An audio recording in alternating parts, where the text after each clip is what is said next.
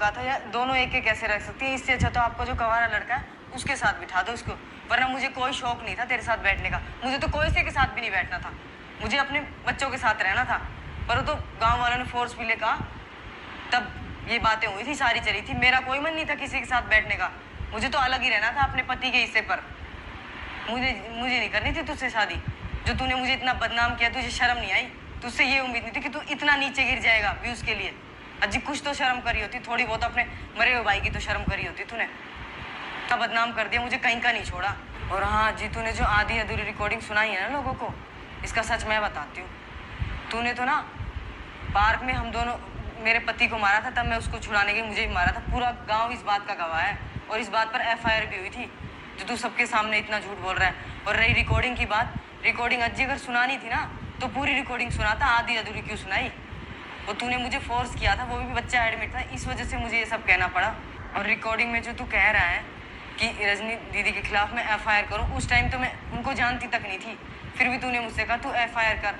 फिर भी मैंने उस टाइम पे डरते वहाँ भर दी, क्योंकि मैं ना सिर्फ बच्चे की तरफ देख रही थी कि एक बार ये बच्चा ठीक हो जाए। भाई एक्सपायर हो गया, मेरे से शादी करा दो। और अगर आपको नहीं पता तो रजनी ने ये पहले भी अपनी वीडियो में बोला था कि जा चू उसको हाथ जोड़, उससे शादी करो, उसको घर लेके आ। आपसे ये भी बोला गया है कि आप शादी कर लीजिए। जो भाभी आपकी बहुत कम एज में विडो हो गई, आपने स्ट्रेट अवे मना कर दिया, क्योंकि इंसानियत नाम की चीज नहीं है आपके अंदर। भाई मेरी लाइफ खुद की कोई लाइफ नहीं है, क्या मैं किसी से शादी नहीं कर सकता? क्या मैं अपनी मनपसंद से शादी नहीं कर सकता?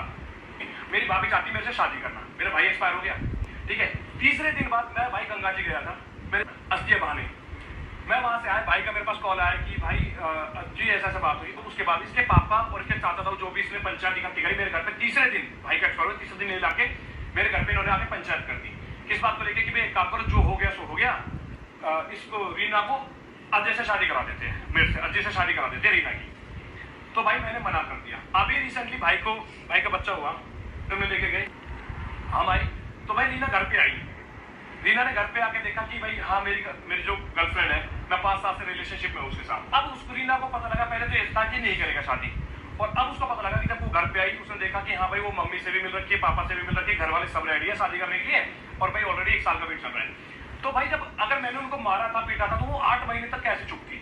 तो पापा बोलने लगे भाई छोरा मना कर रहा है, तो उसके भसड़ में जाके उन्होंने पिस्टल निकाल के लगा दी। बल्कि मेरे पास एफआईआर की कॉपी है गई, और जो मैंने उनको, मेरे पास जो रिकॉर्डिंग है सबकी रिकॉर्डिंग है। रीना ठीक है भाई, चोट उनको भी आई, चोट हमको भी आई भाई। मेरे पापा भी हाथ उठा सकते थे, मेरे भाई भी गए थे, इन लोगों ने मेरे भाई को भी मारा, पर मेरे भाई और मेरे पापा और सभी लोगों ने सोचा कि बेटी का घर बर्बाद हो जाएगा। तो देखो ये देख रहे हो हाथ, हिमांशु देखिए भाई, ये देखो, और हिमांशु का पैर देखो कितनी बुरी तरह है।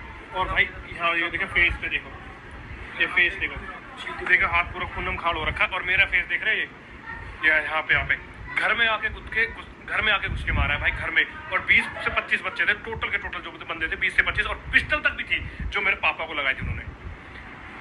अब क्या बताऊं मैं, क्या नहीं यार, अब उल्टे हमारे ऊपर एफआईआर हो रही है। मेरे घर पे मेरे पापा को अगर कोई पिस्टल दिखाए तो भाई मैं तो सहन नहीं करूंगा, शायद आप भी ना करो भाई। जब चीज आज रजनी कह रही है कि मैं अपने भाई को एक्सपायर होने के बाद मैं घूमने चला गया था भाई मैं देखो छोटी सी बात है।